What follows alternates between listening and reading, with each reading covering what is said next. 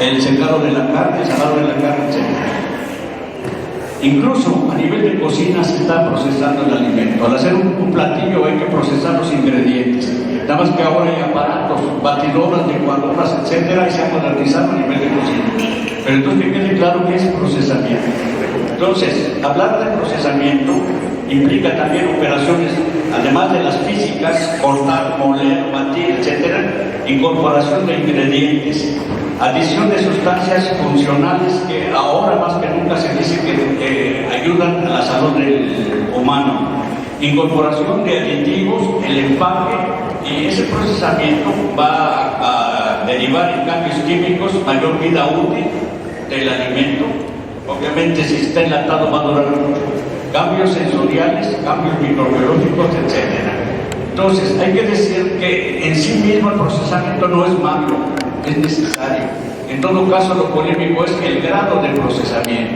Y por eso podemos ordenar a los alimentos desde los llamados naturales o frescos hasta los ultraprocesados, y en eso vamos a tocar cuando hablemos de lo saludable. Ya parece que aquí hay un orden en ese sentido, de lo más o menos, de lo poco procesado hasta lo muy procesado, y un alimento que ha sido considerado así, el agua, que puede ser realmente de manantial y natural, o puede ser ya también de alguna manera procesada.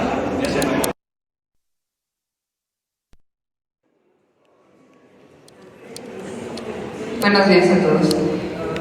Bueno, pues ahorita que comentaba el maestro Villegas sobre qué tan procesados están los alimentos, yo recuerdo que pues en mis años de niñez, la verdad es de que visualizaba los alimentos como algo que estaba procesado mínimamente, o sea, no era tan procesado como lo que ahora conocemos.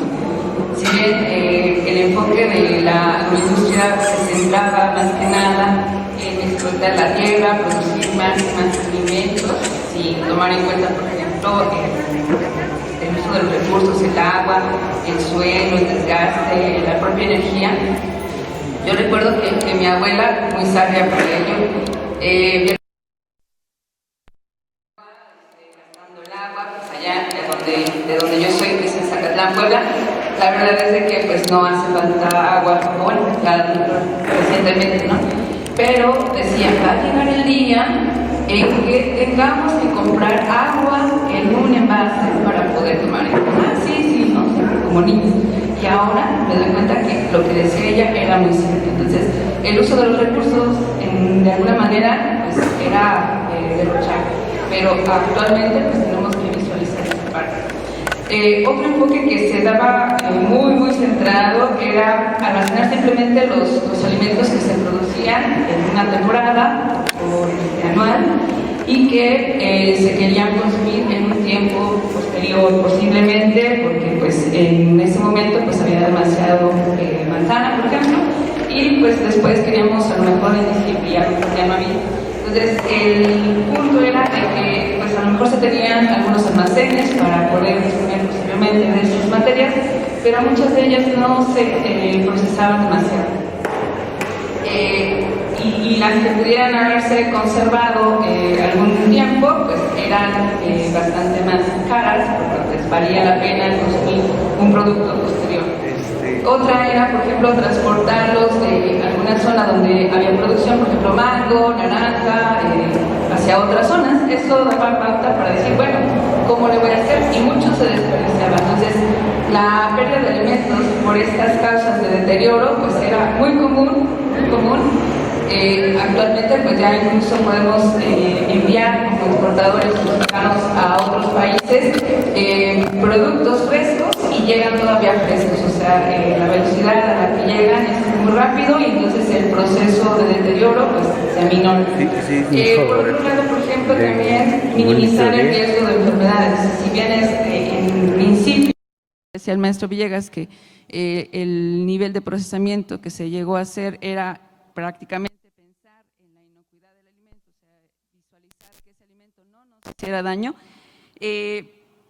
podía minimizar patógenos deteriorativos y entonces estaba pensado en una esterilidad, o sea, que ese producto prácticamente se podía conservar por muchísimos años. ¿Qué es lo que ha pasado? O sea, que de alguna manera en mis tiempos, como les decía, todavía podemos cosechar fruta y comer alimentos frescos, pero cada vez más la demanda de alimentos incrementa la población, pues ha dificultado a la industria tener ese nivel de conservación, transportarlo en fresco. Por otro lado, pues el incremento de la población realmente ha sido bastante grande y pues aunado a que actualmente pues tenemos problemas grandes de hambruna, pero a la vez de desnutrición en todos los aspectos, ¿no? Desde este punto de vista de incremento de población, por ejemplo, somos 130 millones, ¿no? De los cuales menos de la mitad son económicamente activos. Eso quiere decir que muchos trabajamos, pero también hay otros que dependen de los que trabajamos. Entonces, eso incrementa pues que de alguna manera tengamos poco dinero para poder comprar esos alimentos, disponer de los alimentos y aunado también a que hay pobreza alimentaria. Estaba checando unas cifras de Coneval 2022, 23.5% de la población tiene pobreza alimentaria. Esto quiere decir que a lo mejor consume alimentos, pero no son alimentos realmente ricos, proteicos, que realmente tengan un efecto nutritivo en la población. De ahí viene que, por ejemplo, 3.7% de la población mexicana enfrenta inseguridad alimentaria. ¿Qué quiere decir? Que de alguna manera o tiene disponible alimentos, pero no son de la calidad, o no tiene disponibilidad de alimentos, o bien están disponibles, pero no tienen con qué solventar esos gastos en alimentación.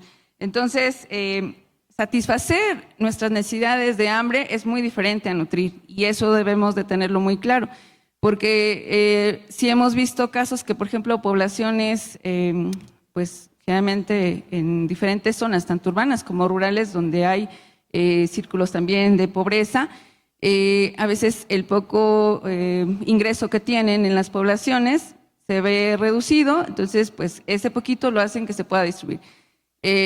Yo he visto casos así, por ejemplo, familias que de repente pues compran su Coca-Cola de no sé cuántos litros son ahora, pero la más grande, y pues es un aporte calórico, le dan desde los niños hasta los adultos mayores, ¿no? Y ya tienen un aporte calórico, y de ahí pues a lo mejor algo que sí sustente más hacia lo inmediato, calorías de manera inmediata, pero no desde el punto de vista equilibrado, nutricional, más aporte proteico para los niños que van creciendo, etcétera. Entonces esto pues ha traído consigo que de alguna manera cuando vino la pandemia, por ejemplo, se ve mucho más evidente la necesidad de volver a educar en cuanto al aspecto alimentario a la población, es decir, hacerle saber qué es lo conveniente para su nutrición, qué es lo conveniente para la población y qué consecuencias puede traer el que no tenga una buena alimentación. Entonces, considerando esto, de alguna manera hemos sustituido los alimentos saludables, frescos, los que convienen a nuestra salud, por alimentos que a lo mejor son muy calóricos, lo que nosotros le decimos alimentos chatarra, que sí nos están aportando calorías, pero no en balance necesario para nuestra alimentación correcta. Y bajos en nutrientes esenciales. O sea, si bien se ha visto que, por ejemplo, dentro de los malos hábitos de consumo que tenemos, es, por ejemplo, uno es, la población se va en primer lugar por la apariencia, o sea, el color, que se vea atractivo, que se vea de colores, o sea, eso es como primer lugar lo que elige. En segundo lugar puede ser la inocuidad. Entonces, estos dos aspectos pues a veces pueden incluso estar peleados, o sea, se ve muy atractivo, pero realmente no es ni nutritivo, ni inocuo, etcétera, ¿no? En tercer lugar, que en este caso debería de ser el primero, es una alimentación balanceada nutricionalmente y saludable. A lo mejor por efectos de la carrera, por nuestra formación, somos consumidores que ven un poco más la etiqueta, que nos damos cuenta del aporte calórico, que nos damos cuenta que a lo mejor ahorita que salió lo de los sellos, sin embargo, no es en general en toda la población. Entonces, eso nos da pauta para decir que nos vamos por otras características, y a lo mejor también va aunado al precio, lo que estábamos comentando, ¿no? No tienen el suficiente ingreso para comprar productos con una mejor calidad nutricia.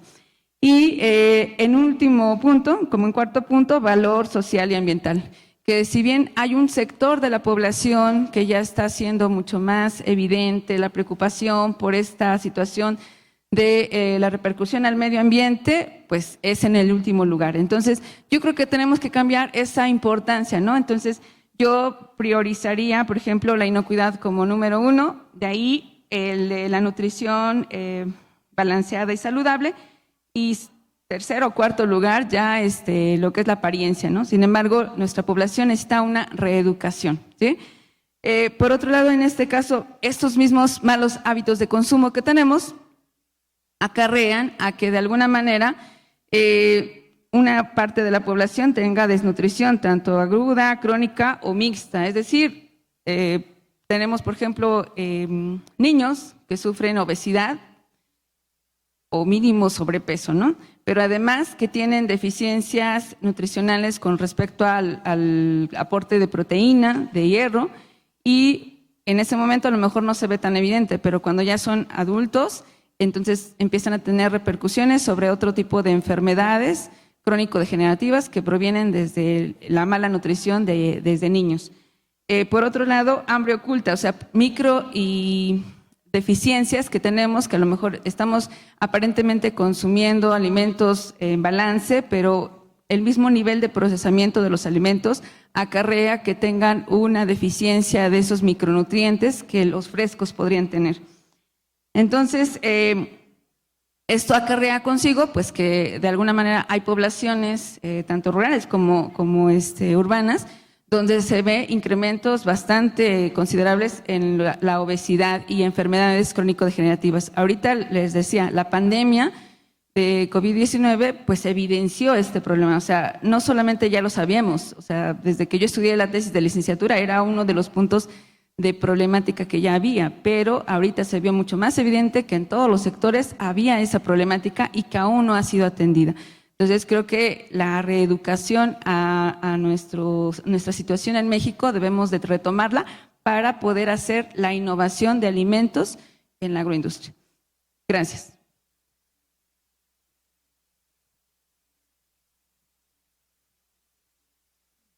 Buenos días a todos.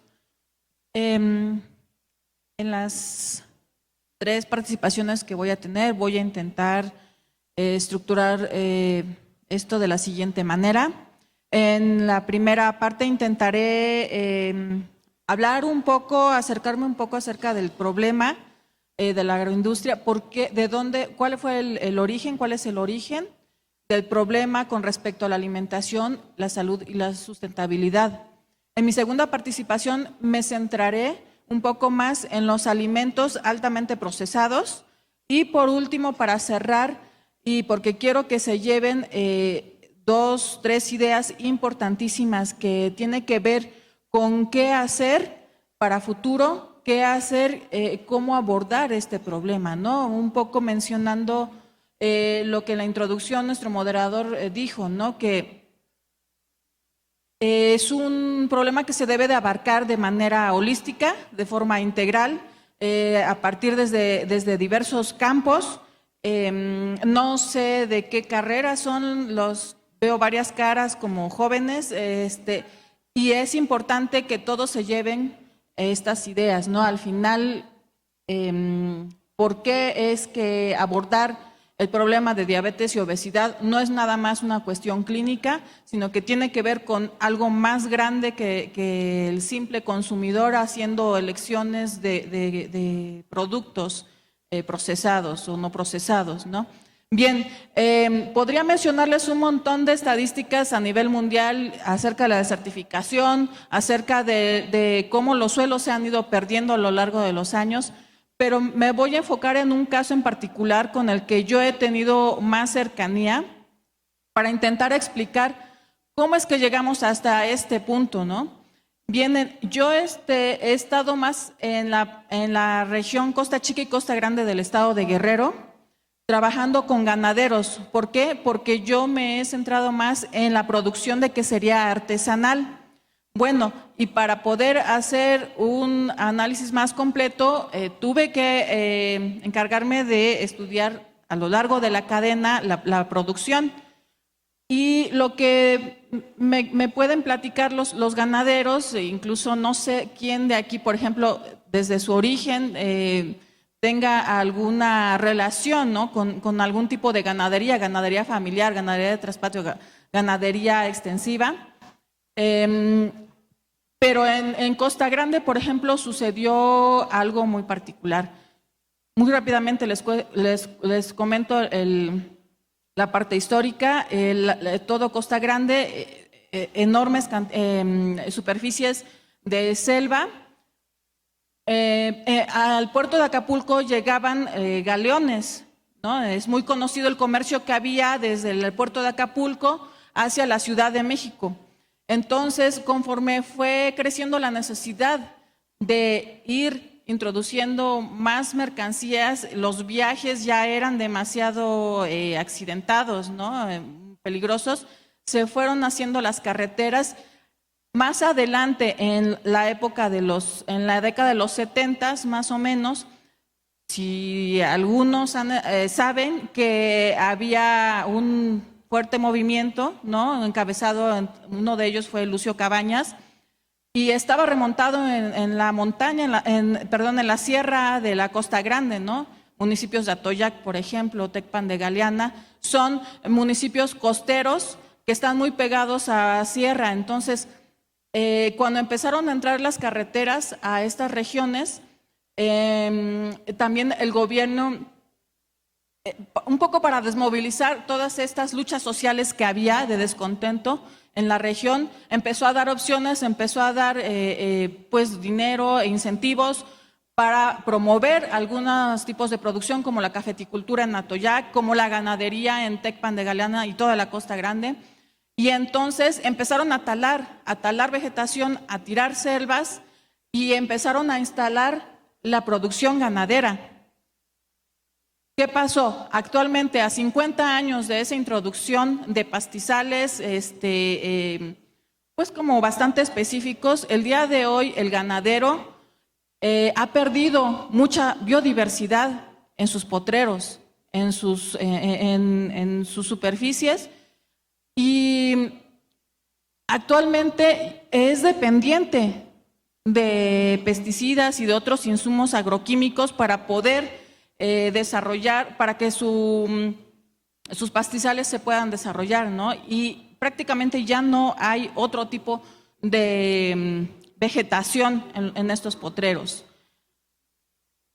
Actualmente hay un problema muy grave de garrapata, entre otros muchos más problemas, y esto les ha venido a pegar muy duro, ¿no? En 2020 venían de una sequía de 2019 y en 2020 se agravó toda la parte comercial de los insumos porque dependían de alimentos balanceados, ¿no? Que tenían que traer, se cortó el comercio y entonces los ganaderos se quedaron totalmente sin posibilidad de alimentar a su ganado. Los dejaron libres, muchos murieron. Eso conjuntamente con la sequía del año anterior fue una pérdida total, ¿no? Y esa situación no solamente es en este caso en particular, es en muchos sitios a nivel nacional y en muchos otros sitios a nivel mundial, en que las condiciones climáticas ya han cambiado, ¿no? Quisiera pasar ahora a… ¿Por qué les explico esto? Porque ese cambio de producción que ha habido a lo largo de este tiempo ha también incidido en la forma en cómo consumimos los alimentos, cómo se procesan y cómo hemos llegado hasta el punto en que los alimentos han sido como más sofisticados, ¿no? De eso les voy a hablar en lo siguiente, pero en particular quiero hacer hincapié en, por ejemplo, las grandes extensiones de cultivos que hay, de monocultivos, y que dependen de todas estas insumos, ¿no? Eso es lo que ha agravado en parte el problema climático. Por ejemplo, desde la década de los 70 en América Latina se ha perdido un 80% de la biodiversidad de la superficie, sin mencionar que además más de la mitad de las producciones pesqueras han sido sobreexplotadas.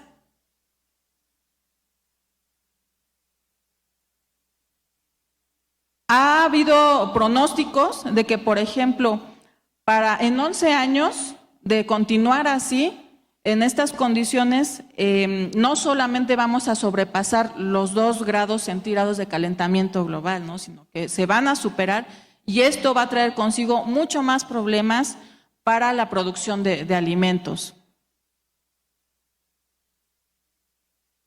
Ahora, nada más rápidamente, para que en la siguiente fase hable un poco más de los productos ultraprocesados, solo quiero hacer mención a una situación que tiene que ver con los requerimientos nutricionales. Si bien a lo largo de todos estos años la producción de alimentos ha ido al parejo de la población, es decir, que de alguna manera las necesidades calóricas se han cubierto, sin embargo, se ha generado una paradoja, porque por un lado hay todavía desnutrición que no se puede combatir, y que, por ejemplo, después de la época de la guerra, era muy enfocado el problema hacia esa situación de desnutrición, ¿no? Anteriormente, por ejemplo, se relacionaba a una persona sana o a un niño sano con una situación, pues, regordetos, cachetoncitos, ¿no? Actualmente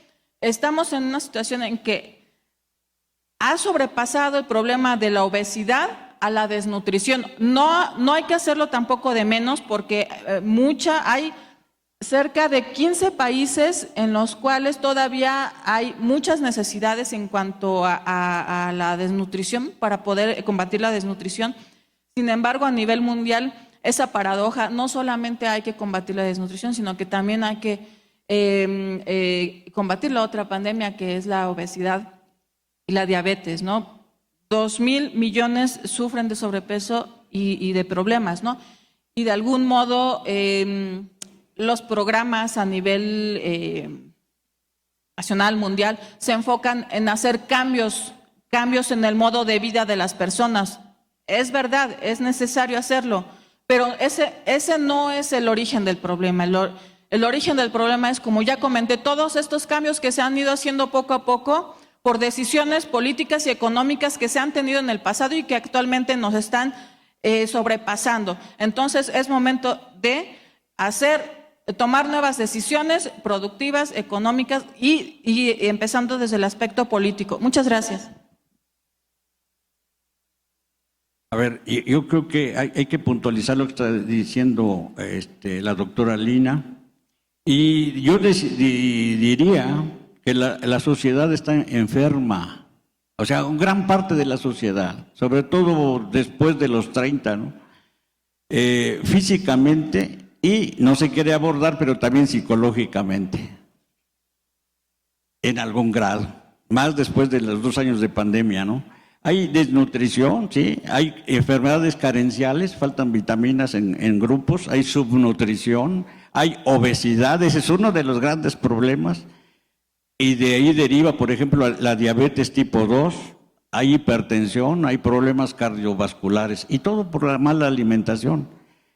Por ejemplo, estos datos son preocupantes y hasta escalofriantes, ¿no? En México, en un lapso de 50 años, las porciones y densidad energética de la comida rápida aumentaron entre 50 y 200%. O sea, era refresquito, ahora es refrescote. Era hamburguesita, ahora es hamburguesa big. Entonces ha aumentado. El grupo de edad que reporta la prevalencia más alta de la obesidad es el grupo de 30 a 59 años. Aquí hay algunos jóvenes, pero otros ya están sintiendo y pueden ver qué tan obesos están o estamos. Y no es necesario ir al índice de masa corporal que mide estatura y mide peso, sino pues con la pulgar e índice y un indicador muy común en lo que se llama la llantita, ¿no? Y la llantita, a ver cuánto se prensa, cuánto atrapan los 2 dedos, y ahí se da una idea. Otro, quitarle la estatura 1 metro, y eso también da una idea de qué tan sobrepesado está uno. Entonces, es un problema fuerte.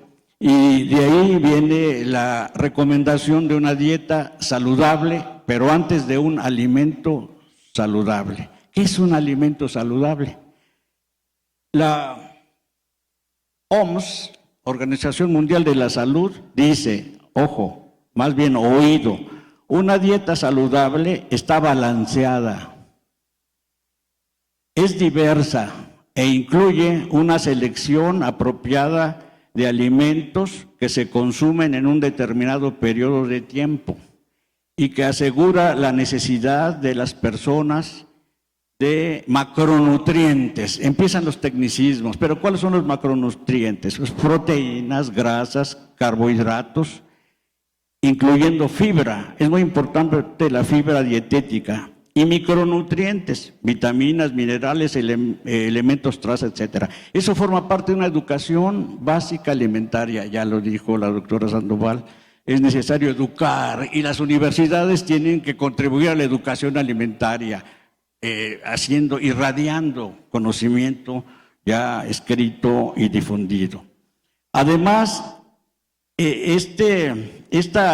alimento saludable depende del género de las personas. No es lo mismo una mujer que un hombre. La mujer, por ejemplo, acumula más rápidamente grasa. Su edad es importante, su nivel de actividad física. No es lo mismo un trabajo sedentario de cuello blanco todo el día frente a la pantalla que una gente que anda trotando por las calles o moviéndose mucho. Hay que dimensionar eso. O sea, la actividad fisiológica. Algunos principios básicos de una dieta saludable son, primero, el suficiente consumo de frutas, de vegetales, legumbres, nueces, alimentos y granos integrales. Hay que saber qué es grano integral. Hay muchos que lo ignoran, ¿no? Un mínimo de azúcares, pocos lípidos, o sea, grasas. Estas deben ser buenas, o sea, no insaturadas. Mínima cantidad de sal. Y esto ya se refleja en la preocupación de los gobiernos a través de normas. Hay una norma clave que se llama la 051 que ha sido modificada recientemente y que ha promovido los octágonos, el etiquetado frontal con octágonos, 5 octágonos básicos, uno de energía, otro de azúcares, exceso de azúcares, otro de grasas saturadas, otro de grasas trans y al final de sal. Eso la gente tiene que saberlo. Es un etiquetado que costó mucho trabajo porque había intereses creados en la industria, etcétera, etcétera, grupos de interés y un gobierno no muy pujante para cambiar las cosas.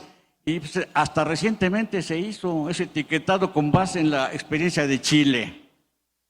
Bueno, entonces es un avance para mejorar la alimentación, pero la gente tiene que comprenderlo. Hay un problema pedagógico para saber alimentarse y es saber de micronutrientes, macronutrientes, etiquetado y todo eso en un contexto que ya lo está señalando la doctora Lina, que es de política pública, que es de contexto. Bueno, para los bebés, pero ojo, yo agregué ahí el agua. El agua, pues puede ser de manantial y es natural, pero puede ser procesada mínimamente, embotellada, tratada con ozono o lo que sea, y eso ya es parte de una dieta saludable. Para los bebés, la OMS recomienda que la lactancia sea al seno al menos 6 meses. Ahí hay que cuestionar. Se habla de que 1/3 solamente de los neonatos están alimentados al seno. En los demás son fórmulas lácteas y la Nestlé aplaude, obviamente. Bueno, dejen tomar un poco de agua casi natural. Ahora, ¿qué es una dieta saludable? Los alimentos forman parte de una dieta saludable. Me voy a la dieta saludable antes de que el tiempo me avasalle. Y yo les digo que en la dieta saludable, que más bien, sí que en la dieta saludable, para escogerla hay varios factores. Uno, selección de los alimentos. Hay que saber escogerlos, los que tienen proteína, los que tienen carbohidrato, almidón, los que tienen azúcar, los que tienen fibra, hay que saber escogerlos, hay que conocer de alimentos básicos. Otro, la porción se encuentra. un pedacito de tamal no es lo mismo que un tamalote o un tlacoyote. El buen balance de nutrientes, quiere decir eso, saber qué son las proteínas, su función corporal, etcétera, los lípidos igual. La preparación culinaria. El mejor alimento nutritivo no es agradable si no pasa por el gusto del paladar. Hay que saber y enseñar algo de gastronomía mínima para que la gente cocine sabroso. Es parte de la salud psicológica. La monotonía hace que la gente hasta se enferme. Diario arroz blanco, diario frijol negro, etcétera. Ustedes midas en su casa para saber si eso es cierto o no. Luego, la frecuencia de la ingesta es muy importante. Comer poco puede ser varias veces al día, pero comer muchas veces al día y fuerte, pues ahí está, va a ir el sobrepeso y la obesidad. Tomar agua simple o de frutas naturales. Ese sería una dieta saludable. Pero hay algunas medidas que son de política pública, etcétera, como dice Lina, y aquí esto lo dice el Instituto del Poder del Consumidor en 2015. Es necesario impulsar una campaña nacional de orientación alimentaria masiva y permanente a través de los medios de comunicación, pero no con pura diversión. El canal del gobierno lo hace, ¿no? Jugando los malos contra los buenos, los ultraprocesados contra los naturales, y toda la gente se divierte. Bueno, puede ser eso, pero puede ser más serio y más intenso y más frecuente para que la gente tenga esa educación disponible. Establecer un mínimo de requerimientos nutricionales que deben cumplir los alimentos y las bebidas.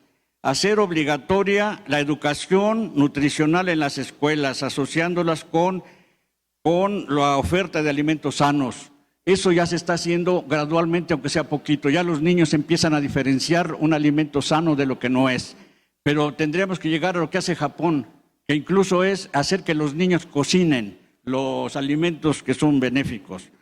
Y prohibir la publicidad de comida procesada dirigida a los niños. Algo se está logrando, pero en las escuelas lo que hicieron es reducir el tamaño. Como era mucho carbohidrato, ya hicieron más chiquitos los alimentos ultraprocesados. Y entonces hacer obligatoria la provisión de agua potable para todos, gratuita, etcétera, porque México es el país que toma más agua procesada y no debería ser así. Y garantizar la seguridad y la soberanía alimentaria del país. Si importamos alimentos, estamos más debilitados y más a merced del poder económico global y de los intereses creados. Ya estoy en tiempo. Bueno, la agroindustria, yo creo que la agroindustria es, pues me atrevo a decir, la parte más importante desde el punto de vista de la cadena agroalimentaria, porque pues de alguna manera ella se debe de encargar del aprovechamiento integral de todos los alimentos que se producen en campo, de las materias primas, de todo lo que nuestros productores campesinos están haciendo en trabajo y el aprovechamiento de la energía. Pero también la agroindustria es la encargada de la preservación, conservación y adecuación de estas materias primas para que podamos nosotros consumirlas. Y si no hace un buen uso y aprovechamiento y conservación, pues empieza a haber pérdida de alimentos desde campo, desde su transporte, desde su manejo. Por otro lado, también tiene que asegurar la inocuidad de estos alimentos al aportarlos al consumidor. O sea, si nosotros como consumidores vamos a comprar un alimento, debemos de estar seguros que ese alimento está inocuo y no nos va a hacer daño. Entonces, la agroindustria juega un papel aquí muchísimo, muy importante, y creo que no puede dejar pasar los años y no innovarse. O sea, es una innovación continua que debe de estar realizando para ir adecuando los productos, procesos, a como nosotros como consumidores vamos impulsando su innovación. Entonces, aquí en este caso también el compromiso de la agroindustria es en función al consumidor. O sea, se mueve porque la población también demanda alimentos, o sea, en cantidad, en calidad, pues en distribución, en diferenciación, incluso algunas características particulares que va a tener. Por ejemplo, En el caso de los panificación, pues los productos sin gluten, o sea, es una necesidad de algún sector de la población, pero que la agroindustria tiene que hacer frente a esa problemática y que tiene que cumplirla. Entonces, de alguna manera se mueve la agroindustria en innovación porque el mismo consumidor lo está exigiendo. En calidad, por ejemplo, o sea, no solamente nos da alimentos, que sean alimentos, sino que también nosotros como consumidores debemos exigirle a la agroindustria que sean de calidad, calidad nutricional, calidad proteica, que a lo mejor cumplan con las especificaciones que nosotros les pedimos, que sea también, como decía el maestro Villegas, desde el punto de vista características sensoriales, sabroso, atractivo a la vista, porque si no, pues tampoco es oportuno diseñar productos, pero que la parte del consumidor pues no los va a probar porque pues sabe que están muy nutricionalmente bien, pero sensorialmente fatal, ¿no?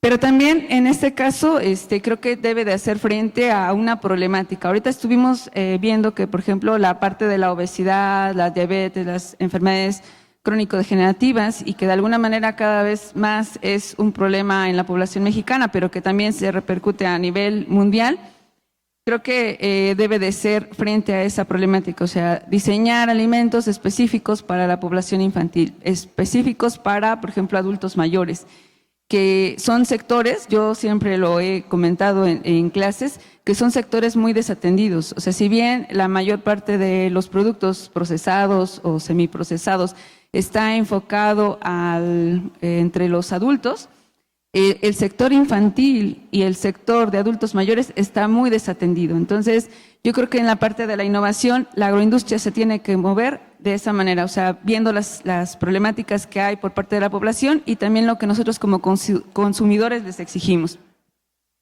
Bueno, también la agroindustria depende mucho de la producción primaria, entonces ahí no podemos, con nosotros como formación de ingenieros agroindustriales en el sector agrícola también, nuestros colegas de fitotecnia, de zootecnia deben de estar también pues cumpliendo una expectativa hacia lo que la agroindustria necesita. O sea, la producción de alimentos es en función a la demanda de la población, pero también en demanda a lo que la agroindustria le está solicitando.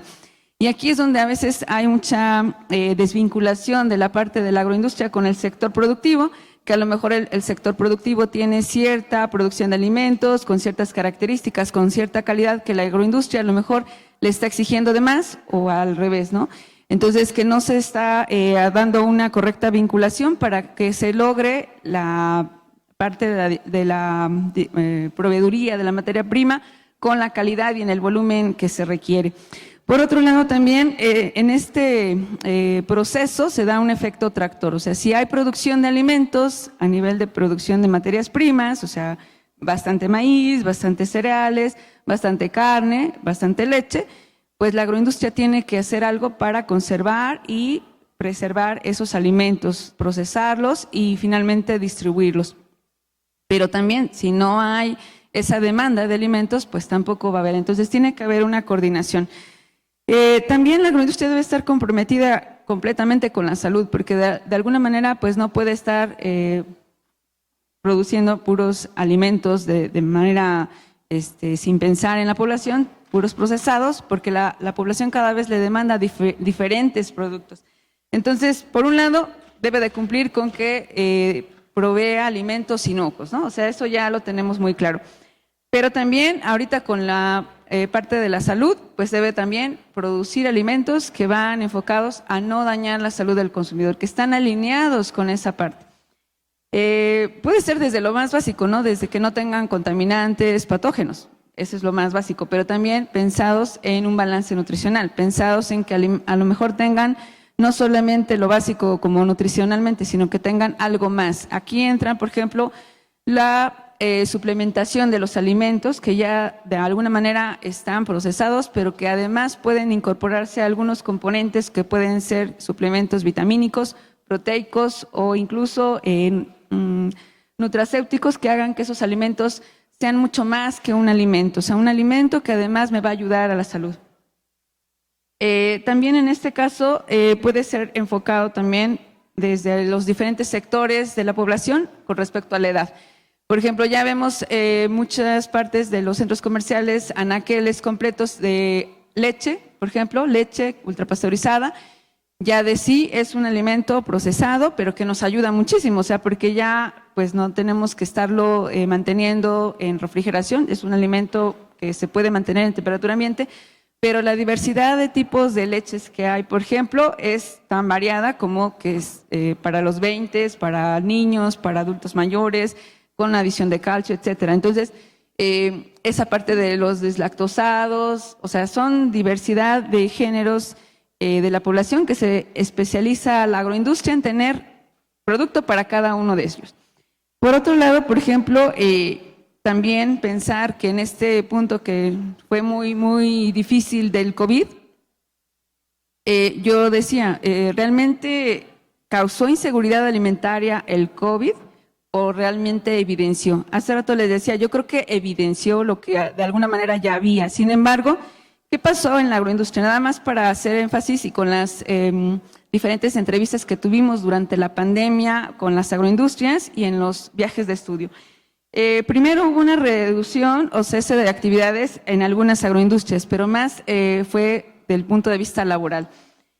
Posiblemente eso generó pues un menor ingreso familiar y que a lo mejor pues reducía también ese ingreso, la probabilidad de consumir alimentos con una buena calidad, menor acceso a alimentos. Por otro lado, un incremento de precios en la canasta básica, pues en parte porque no había una buena distribución de esos alimentos hacia los diferentes lugares, o sea, sí había una limitada disponibilidad.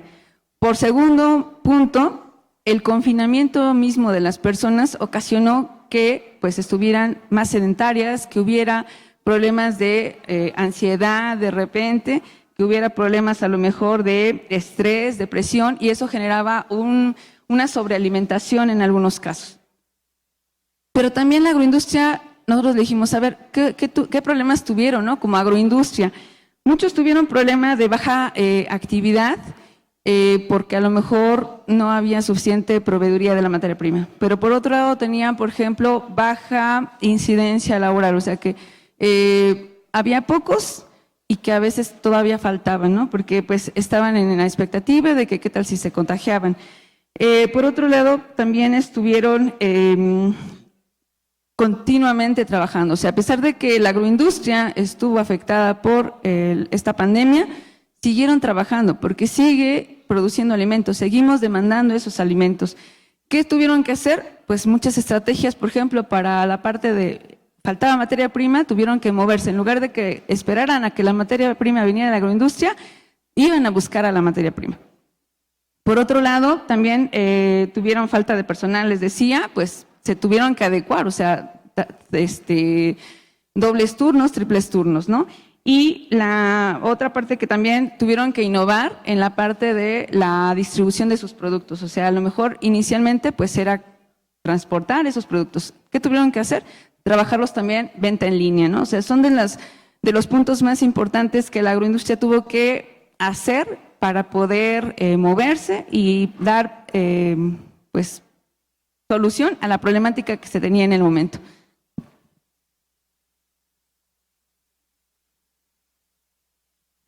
Bien, aunado a toda esta problemática que mencioné en la primera parte, que tiene que ver con, no lo mencioné, pero tiene que ver con una industrialización de la agricultura que se dio fuertemente. Además de eso, ha habido pues situaciones de tipo económico y social, como por ejemplo migraciones, movimientos, esto de los roles de género, que anteriormente la mujer se le asignaba esta tarea de proveer los alimentos a la población, ¿no? Entonces, conforme se ha tenido que ir introduciendo la mujer a espacios de trabajo pues se han ido dejando también de lado estas cuestiones de la alimentación. Entonces, el día de hoy demandamos de productos que sean baratos, que sean rápidos de elaborar, si no es que ya elaborados. Y todos estos cambios también han ido modificando a diversas escalas la forma en cómo nos hemos alimentado, ¿no? Estos movimientos, estas migraciones han también llevado alimentos de sitios hacia otros, ¿no? En Estados Unidos, los paisanos que se van allá tienen sus restaurantes, sus tiendas de productos, demandan muchos productos originarios de acá de México, ¿no?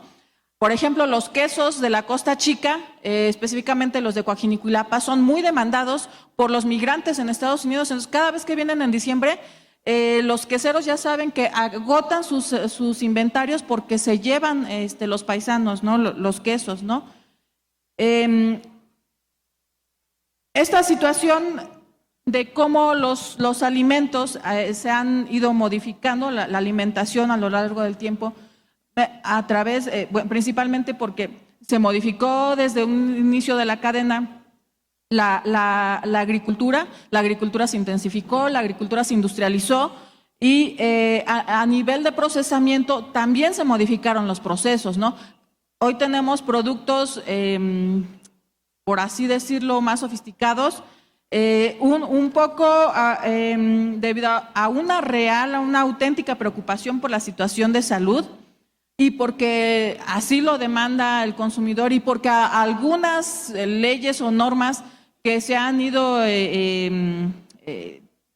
pues especificando, entonces la industria lo que ha hecho también es irse acoplando a eso, ¿no? Pero ¿de qué manera? Por ejemplo, para vender más productos, alimentos ultraprocesados y chatarra, ahí las grandes industrias lo que hacen es hincapié en ciertas propiedades nutritivas dentro de sus campañas y de sus empaques, ¿no? Pero que son propiedades aisladas, como por ejemplo, bajo en grasa, reducido en sal, reducido en sodio. Y por ejemplo, Profeco tiene estudios en jamones de productos que se venden como bajos en sodio y Profeco lo desmiente, ¿no? Dice, este producto no es bajo en sodio y ahí hay mucho problema, ¿no? También por ejemplo, es muy común, es adicionado con vitaminas y minerales, ¿no? Los cereales, ¿no? Pero por otro lado están súper rellenos de azúcar. Y eso es lo que les damos de desayunar a nuestros hijos, de cenar a nuestros hijos desde muy pequeños, ¿no? Entonces se hacen adictos a este tipo de alimentos. Sin embargo, esa forma de enfocar la nutrición en cómo lo maneja la industria, pues es reduccionista a final de cuentas, porque deja de lado los nutrientes que forman parte de un alimento. Digamos, una manzana tiene una estructura. Cuando esa manzana, materia prima, entra a la industria, se le da ya sea un proceso mínimo, pues ahí conserva todavía su estructura, pero cuando ya es procesada, esa estructura se va cambiando, ¿no? Y en los alimentos ultraprocesados no solamente se cambia esa matriz estructural del alimento, sino que además se le adicionan una serie de ingredientes ajenos al alimento y entonces se forma una nueva matriz totalmente diferente a lo que era la manzana original, ¿no? Entonces, podemos reconocer varios tipos de alimentos. Un alimento sin procesar o mínimamente procesado, alimentos que son ingredientes culinarios procedentes de cierto tipo de procesos, como son grasas, azúcar, sal, que son ya derivados de ciertos procesos y que son insumos para otro tipo de procesos más adelante. Alimentos procesados y los alimentos ultraprocesados. Y la forma en cómo nos venden estos productos, bueno, ya lo mencioné, pero por ejemplo, quiero mencionar algo.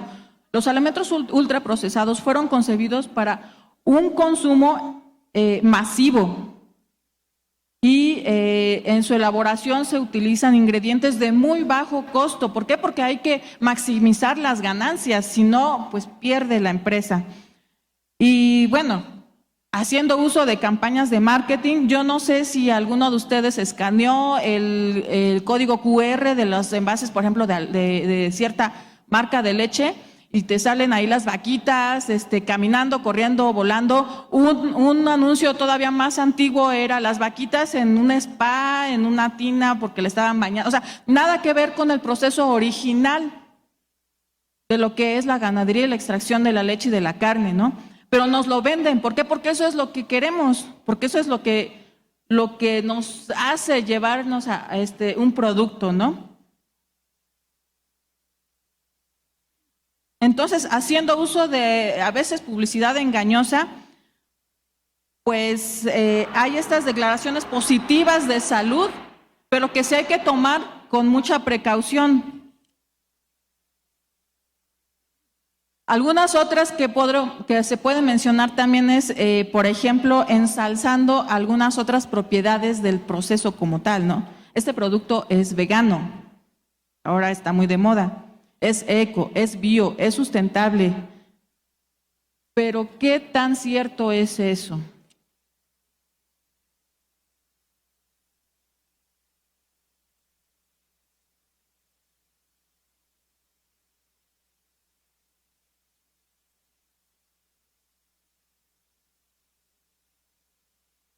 Aquí tenemos algunos ejemplos que no los quiero dejar pasar. Bueno, hubiera estado genial traer un cartón de leche de Nutrileche, ¿no? Todo el mundo sabe que la Nutrileche no es leche, ¿verdad? Bueno, pues déjenme platicarles otra vez, refiriéndome a este caso en la Costa Grande de Guerrero.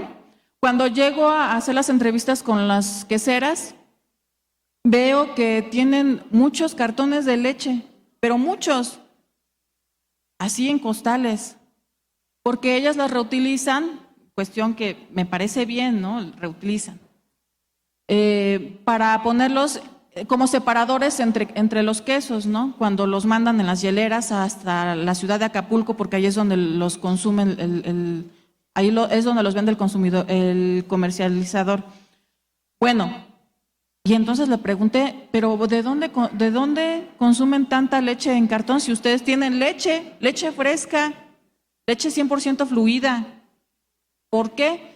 Y me platicaban, bueno, pues es que, no sé, hace varios años, tal vez un par de décadas, llegó el doctor, un médico aquí a la comunidad, en el centro de salud, y nos dijo, es que ustedes no pueden tomar de esa leche de la vaca,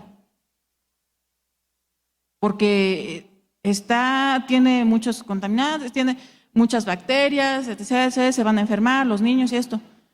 Cuando todo el mundo se alimentaba de la leche fresca y fluida, ¿no? Del día, a veces hasta 2 ordeñas. Y entonces ahora le digo, ¿y por qué la siguen consumiendo? Pues es que ya nos acostumbramos, ya es más fácil, pero les sale más cara que lo que están produciendo. Pues sí, pero es que es práctico, ¿no? Además, si nos tomamos la leche, pues ya no alcanza para los quesos y lo que les reditúa es transformarla en queso. Entonces hay varias contrariedades, hay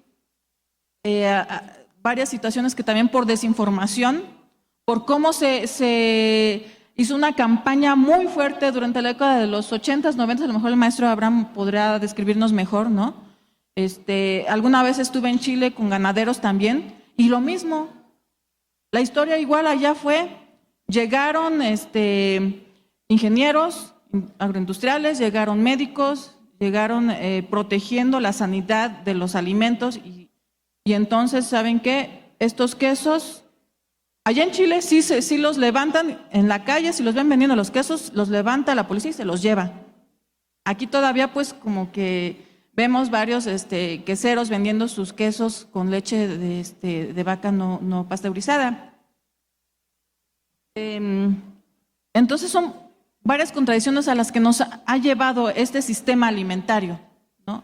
Y que actualmente necesitamos hacer un replanteamiento completo de la producción, del procesamiento y del consumo, que si bien somos responsables de lo que elegimos, pero también el sistema alimentario nos ha orillado y las dinámicas sociales y económicas nos ha llevado a consumir lo que hoy consumimos, ¿no?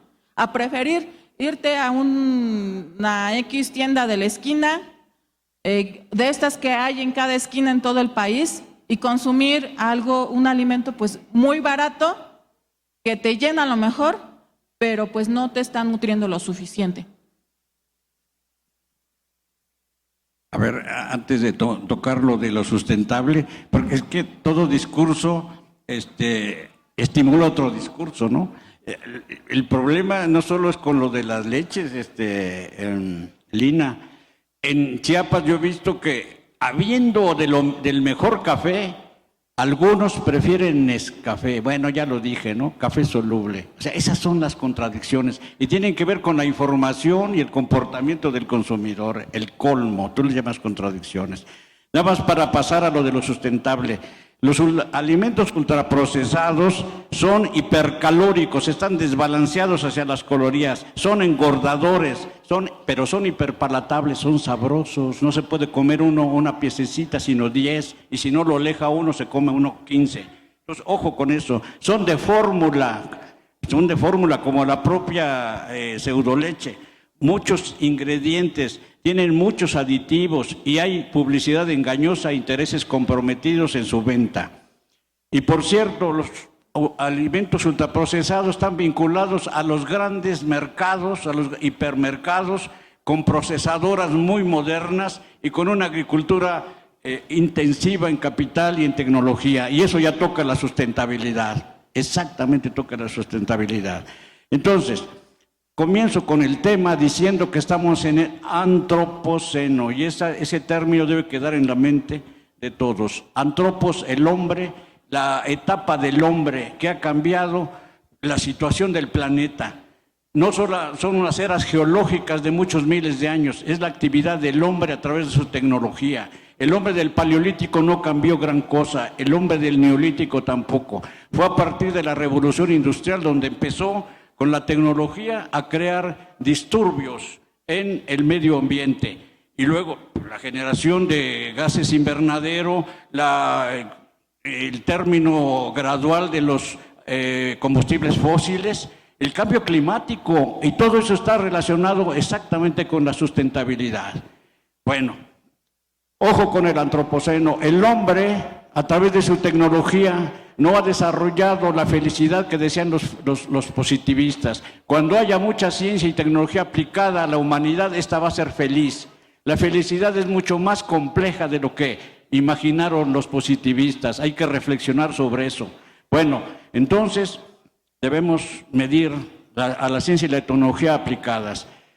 ¿Qué es un modelo? Hay un modelo agroalimentario dominante que ya lo está aludiendo la doctora Lina, que es el de la agricultura intensiva. Estoy hablando del modelo, el paradigma dominante de producción mundial.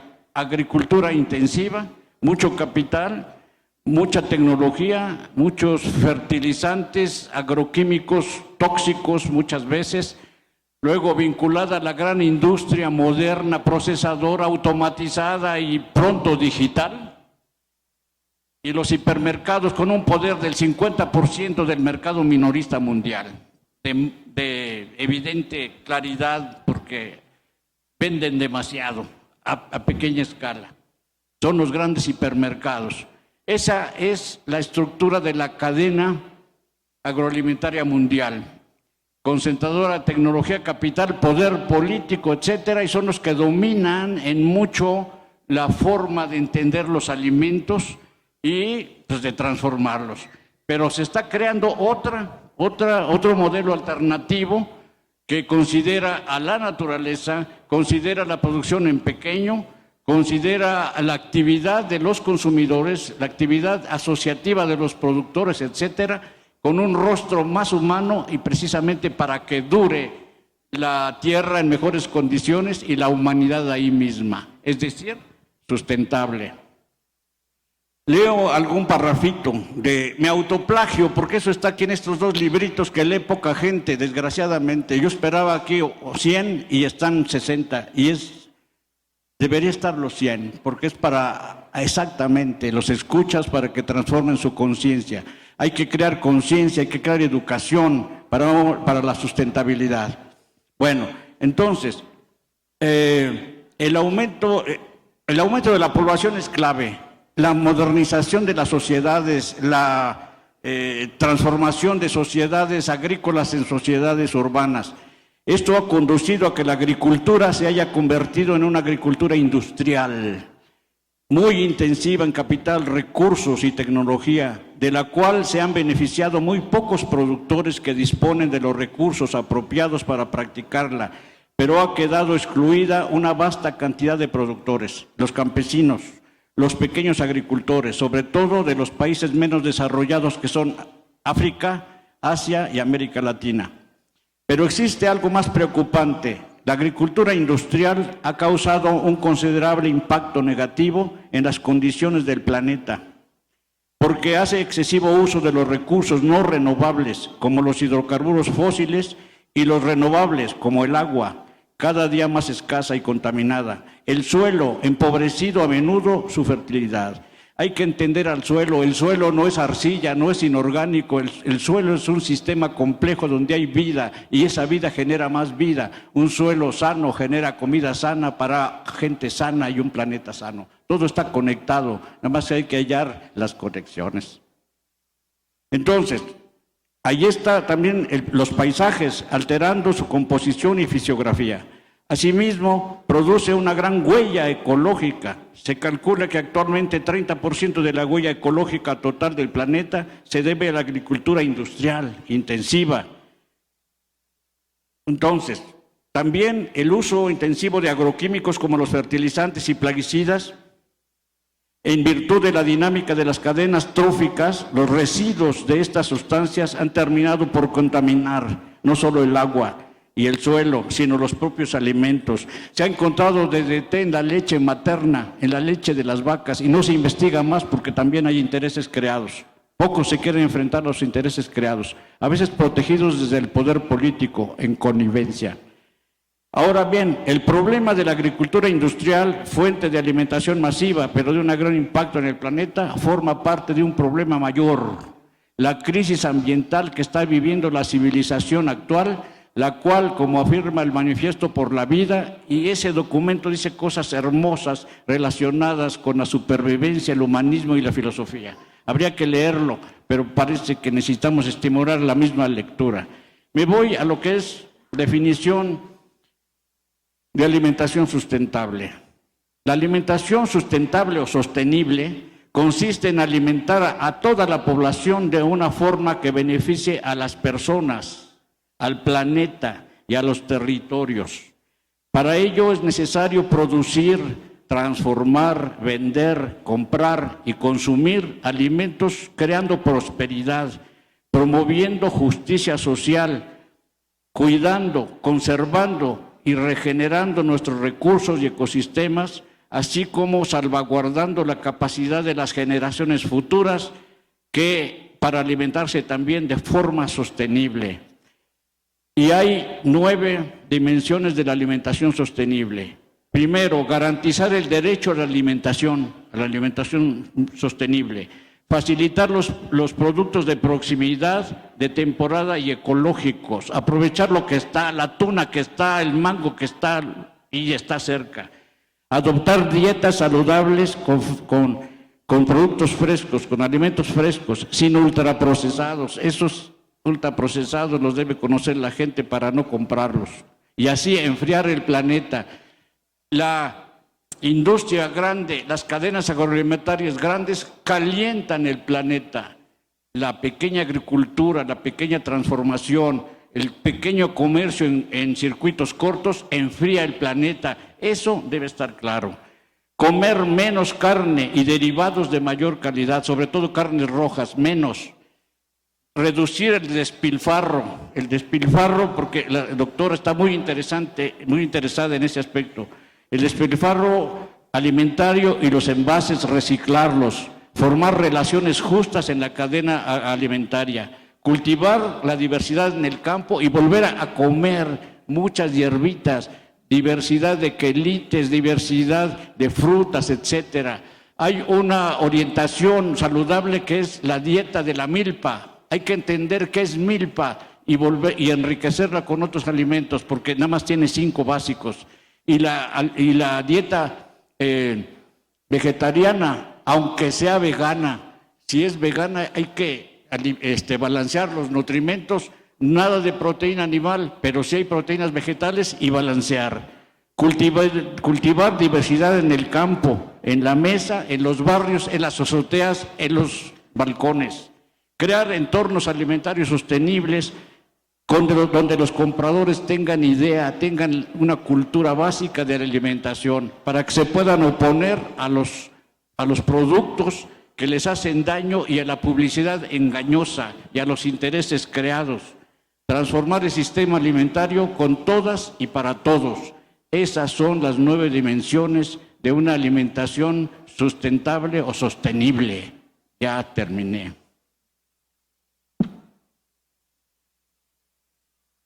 Bueno, Miguel, ahora tenemos 15 minutos, ¿no? Ah, sí. Bueno, ahorita que mencionaba el maestro Villegas sobre el problema de el aprovechamiento de los recursos, si bien se ha manifestado un poco esa problemática a nivel mundial, poco se ha hecho aquí en México. En 2016, más o menos, se formó una comisión que se trató de enfocar a cumplir con parte de los objetivos de mantener una concientización de las pérdidas y desperdicios de alimentos en México. Pues como primera acercamiento, como primera idea, pues fue muy innovadora y todos muy entusiasmados, pero difícilmente a veces se puede llegar a objetivos cumplidos cuando no se tiene el apoyo de manera integral, ¿no? Gobierno, institucional, escuelas, pues la misma población. Entonces, se ha reportado, por ejemplo, que aquí en México 1/3 de los alimentos que se producen, pues realmente se van a la basura. Esa parte parece así como que es simplemente una cifra, pero si bien antes estaba enfocado a producir, como les decía antes, producir más alimentos porque la población está creciendo, hoy en día creo que el enfoque va a ser el aprovechamiento de lo que realmente se produce. O sea, si ya se está produciendo en campo, ya hubo una inversión económica de energía, de trabajo, de pues uso de los recursos, realmente que esto se mantenga y que llegue a cumplir con el objetivo, ¿no? Alimentar a la población. La parte que le aqueja más a México de los 2 puntos, tanto pérdidas como desperdicios, la parte de las pérdidas es mucho más evidente. Esta parte se enfoca precisamente a lo que se desperdicia, lo que se pierde en campo, es decir, aquellas frutas, hortalizas o manejo de los hatos, por ejemplo, donde no se tiene cuidado, a lo mejor por efecto de mal manejo, adversidades, por ejemplo, alguna enfermedad, o en el caso de las frutas y hortalizas, a lo mejor también inclemencias del tiempo, que llegan a ocasionar que ese alimento ya no cumpla con la expectativa de ser un alimento. Entonces, esta parte es muy importante porque ahí donde nosotros estamos, que es en la agroindustria, tenemos nuestra prioridad. Es decir, que sabemos que si hay una sobreproducción de alimento, nosotros como agroindustria tratemos de aprovecharlo. Si el manejo no se da de manera adecuada en esas materias primas y llega a perderse, es nuestro problema. O sea, como agroindustria, ahí tenemos que tener nuestros objetivos bien claros, aprovechamiento de esas materias primas que están en campo. El procesamiento mínimo que se llegue, como dicen, a un lavado, desinfección, empaque o reducir la temperatura para que llegue en buenas condiciones a la población es muy básico, ¿no? Y ahí es donde se tiene que tener en cuenta esto.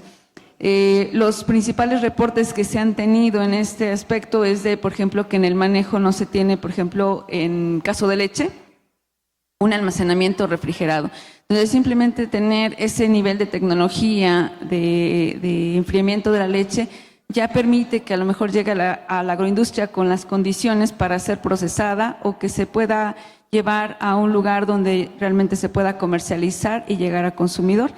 Entonces, si bien en otros países como Estados Unidos el problema principal es el desperdicio, es decir, el despilfarro, comprar en exceso y después que llega a caducidad y que se va a la basura, aquí en México el principal problema está en la parte de las materias primas, o sea, los alimentos que están en campo. Y como agroindustria, les decía hace rato, como agroindustria es nuestro deber, o sea, nuestro deber como formadores, nuestro deber como ustedes que están formándose, la mayoría agroindustriales, es nuestro deber hacer algo en ese aspecto. Bueno, por otro también, ¿qué la agroindustria realmente sí está haciendo? Se ve un poco de innovación a nivel mundial, a nivel nacional es poco, pero pues algo hay. Por ejemplo, a pesar de lo que comentaban de la innovación, yo por formación soy biotecnóloga y a pesar de que sí hay bastante innovación respecto a, por ejemplo, producción de variedades que son resistentes, que tengan mejor rendimiento en campo o que tengan un porcentaje mayor a lo mejor de proteína, hay mucho que se está olvidando, que es enfocarse a lo que es la alimentación saludable. Entonces, yo creo que si bien en esta parte se está haciendo algo por parte de la agroindustria, hace falta más. En el caso, por ejemplo, transgénicos, o sea, a lo mejor se piensa, bueno, si son más resistentes, a lo mejor son cultivos que pues tienen unas ventajas, pero no se está pensando en la parte de que sean hacia el cuidado del medio ambiente y que realmente pueda ser sostenible. Entonces, tiene que haber un enfoque integral, o sea, pensar en el número de versiones que puede tener y sacar nuestra mejor versión en esa innovación. Por otro lado, en la parte de los procesos agroindustriales, si bien los métodos tradicionales o de conservación se están llevando a cabo, se siguen llevando a cabo, sí un poco de la agroindustria está pensando en innovar, en hacer una adecuación a esos procesos, a lo mejor hacer un tratamiento menos agresivo que trate de preservar los nutrimentos, los micronutrientes, las características sensoriales que tiene el alimento o incluso, o sea, esta parte es fuerte porque nos conviene, es rescatar los mismos nutrimentos y componentes nutricionantes, los bioactivos, que puede tener de manera natural el alimento y que de alguna manera en el mismo alimento procesado se preserven, que se lleven, de tal manera que si nosotros ahí vemos, por ejemplo, lo puso el maestro Villegas en los ultraprocesados, un jugo de granada, pues nos suena atractivo, que porque la granada tiene muchos antioxidantes, entre otros, ¿no? Pero si el procesamiento que le hacen a este jugo es demasiado agresivo, pues nada más lo va a tener, como dicen, en teoría, ¿no? En la práctica ya no va a estar presente. O si algún yogur dice que tiene muchos probióticos, pero no se le da el almacenamiento en cadena de frío, también los pierde. Entonces, tiene que haber de manera integral una innovación, pero que se mantenga ese producto para que llegue a nosotros. Entonces, la industria sí ha estado haciendo esa combinación de métodos de tal manera que trate de preservar con estos métodos muchas de las características que tiene el alimento en fresco. Por otro lado, buscar combinación, eso es muy evidente, se ha buscado combinación de tecnologías que a lo mejor que tienen menos impacto, pero que a la combinación generan el mismo efecto que un método mucho más agresivo, pero tratando de mantener esas características sensoriales, nutricionales, funcionales. El costo, eso es un problema, ¿no? Porque finalmente, por ejemplo, el preservar este alimento, jugo de arándano con los antioxidantes, con la cantidad de vitaminas y de sabor nutricional, etcétera, cuesta caro, cuesta caro. ¿Qué sector de la población lo va a pagar? Un sector mucho más pequeño. Pero cada vez hay más conciencia de esta importancia de rescatar estos alimentos en su forma procesada. Y hay un sector de la población que sí lo está pagando. Por ejemplo, pues los que ya trabajaron, son jubilados, se dan esa oportunidad de incursionar en los alimentos que de alguna manera tienen un plus. Por otro lado, el satisfacer también nicho en el mercado. Les decía yo, de la parte del sector infantil y los adultos mayores está muy desatendido. Yo, por ejemplo, cuando en las asignaturas que imparto, frutas y hortalizas, yo les digo, tiene que ser enfocado a adultos. Bueno, entonces, ¿qué debe que ser? Pues los adultos ya a lo mejor les hace falta alimentos un poco más suaves, más fácil de digestión, etcétera. Entonces, está muy desatendido este sector y creo que la industria está haciendo poco.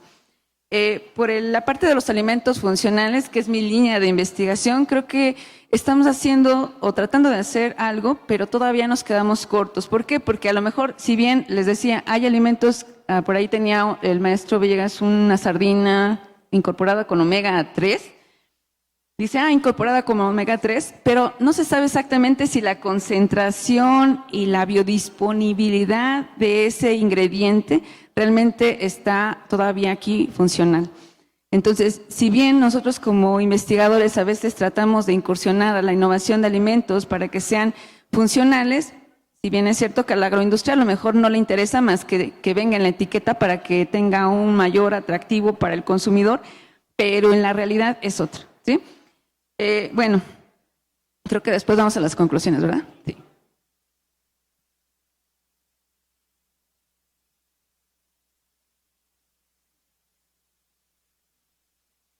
Bueno, creo que en algo se puede coincidir, tanto en esta conferencia, así como en también muchas investigaciones por parte de diferentes instituciones, autores, etcétera, que actualmente la industria de alimentos ultraprocesados ligada a la agricultura industrial intensiva y a las empresas corporativas minoristas es insostenible.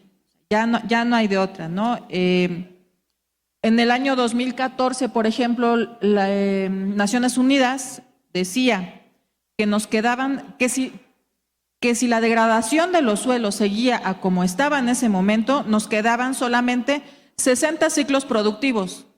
¿Saben lo que es 60 ciclos productivos? Claro que sí, ¿verdad?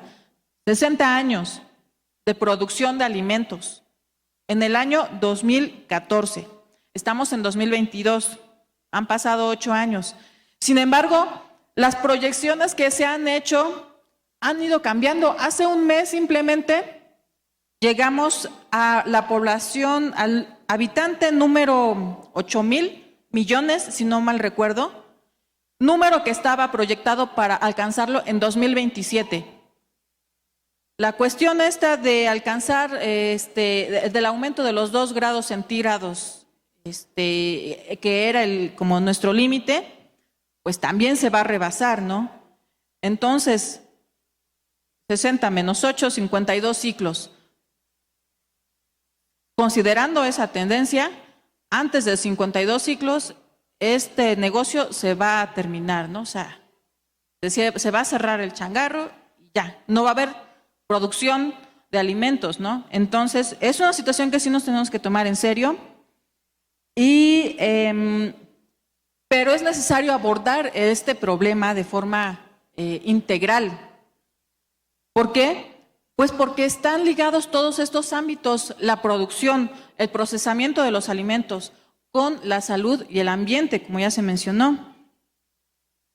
Esto que ya mencioné en un inicio, ¿no? Que la alimentación no es solo una cuestión clínica para poder mejorar las condiciones de salud en cuanto a la obesidad y la diabetes, sino que estas enfermedades son el resultado lógico de políticas que han priorizado a la agricultura industrial por encima de la agricultura familiar y la tradicional, facilitando el acceso de la comida chatarra.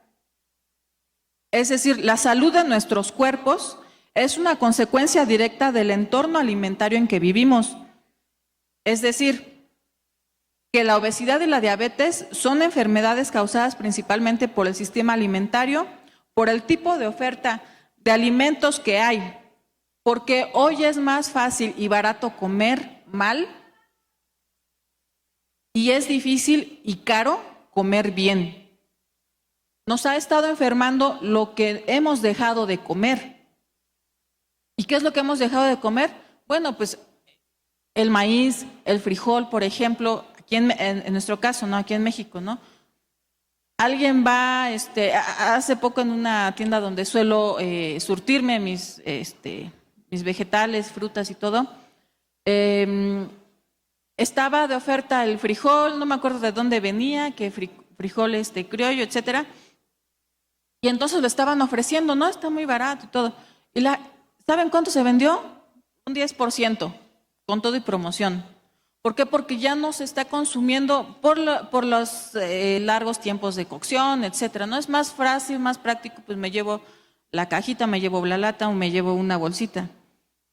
De acuerdo con expertos, el futuro de las políticas de prevención requiere que mejoremos nuestro entendimiento de la obesidad, de la diabetes como un problema social y con una mirada sistémica. Su prevención requiere de mejores entornos alimentarios, donde sea más fácil tomar mejores decisiones de consumo.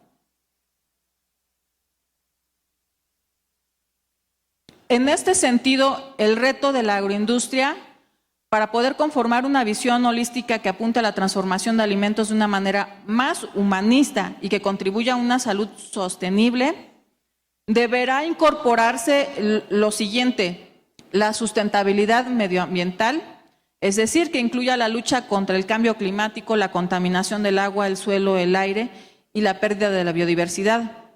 Que haya una sostenibilidad socioeconómica, es decir, que todas las personas tengan acceso a los alimentos mediante un comercio más justo y equitativo. Además, que haya una sustentabilidad cultural. ¿Qué significa? Pues que el legado culinario tradicional y la cultura gastronómica de cada territorio sea defendido, sea respetado. Considerar también el bienestar animal. Y por último, un concepto que siempre ha estado presente, pero de manera demasiado aislada, sin considerar todos estos puntos anteriores que ya mencioné, como lo es la tradición y la cultura, la inocuidad de los alimentos. No es inocuidad a toda costa por encima de todo lo demás, ¿no? Es un conjunto.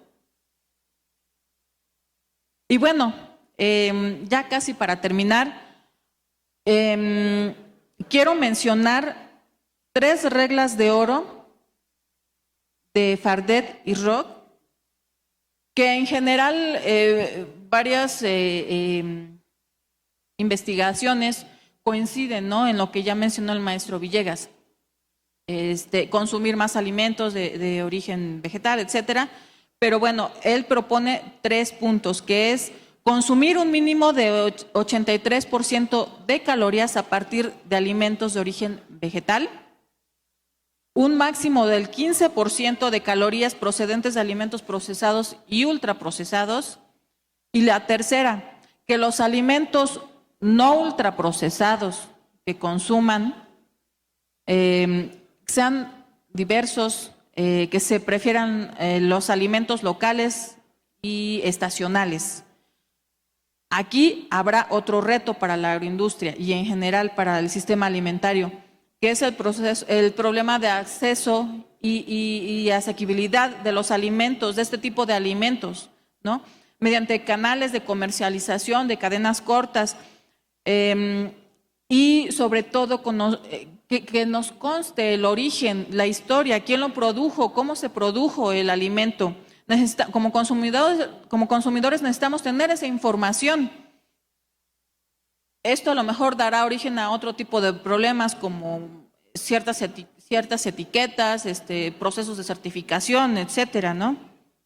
Y sobre todo mencionar que, por ejemplo, en la actual cultura de las dietas y obsesión por mantenernos saludables, pero saludables a costa de lo que sea, ¿no? A partir de dietas exageradas, demasiado, con un mínimo de consumo de calorías, y que ya está comprobado científicamente que no se pueden mantener a lo largo del tiempo, es decir, que se da a fuerzas conocido rebote, pues entonces optar por una dieta flexitariana, es decir, que sea flexible, considerando estas 3 reglas de oro, y bueno, también hacerla que se adecúe a las necesidades de cada región, porque cada región a nivel mundial es diferente. En África, por ejemplo, el consumo de productos animales está muy por debajo de los límites planetarios, ¿no? Sin embargo, en contraparte, en Norteamérica, el consumo de alimentos provenientes de animales está casi en un 280 y tantos % por encima del límite planetario que podría aguantar, ¿no? Entonces, me parece que es todo lo que tengo que decir. Seguramente algo se me olvidó, pero en general es eso, ¿no? Necesitamos hacer una transformación sí en lo individual, sí en lo particular, pero sobre todo una transformación estructural en conjunto, que aborde todos y cada uno de los factores que ya se mencionaron, ¿no? Que no sea nada más la cuestión de estilo de vida, sino que un estilo de vida corresponde a final de cuentas a un modo a una estructura socioeconómica, ¿no? Y eso solamente se va a cambiar cambiando las políticas, ¿no? Sí saben que es la COP21, ¿no? En 2015, que se llevó a cabo la primera, Estados Unidos no firmó el acuerdo, ¿no? Uno de los países que tiene el mayor impacto ambiental, ¿no? La agricultura industrial más grande, ¿no? Y quien procesa la mayor cantidad de productos ultraprocesados. Entonces, sí es necesario este tipo de transformaciones ya. Gracias. Bueno, esta charla muy interesante y que da para mucho, pues por desgracia tenemos que terminarla en un momento.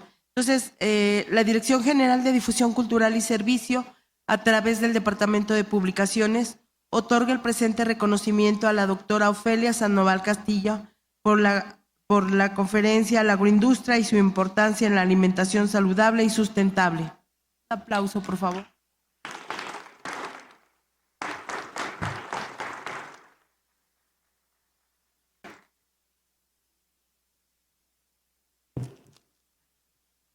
También tenemos un reconocimiento para la doctora América Lina Patiño.